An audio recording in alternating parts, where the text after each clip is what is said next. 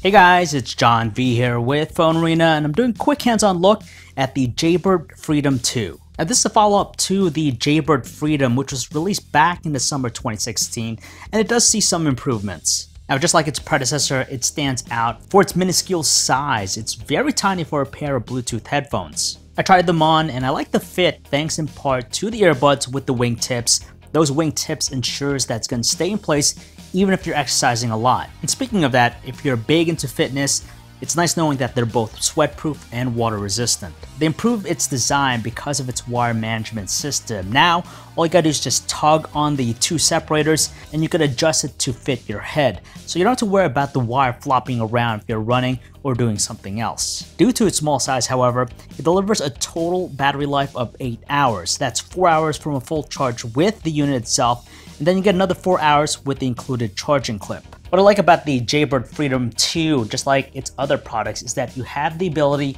to customize its equalizer settings. Using the accompanying Jaybird app, you could customize the sound of the headphones. So whether you like the lows, the highs, or the mids, you could do it the way you want, so you don't have to necessarily listen to one sound signature. That's honestly the beauty about them, because not everyone has the same likes or tastes, so it's just nice being able to choose what you want. Overall though, I'd say that the upgrades are just incremental, they're not substantial, but what's really impressive is the price point. When the original Jaybird Freedom headphones launched, they were attached with a $200 price point, but now here with the Jaybird Freedom 2, it's half that at only $100. And I gotta say, that is pretty convincing for a brand new pair of headphones. So if you guys want to learn more about this or anything else I talked about in the video, you can check out our website, PhoneArena.com. This is John V, signing off.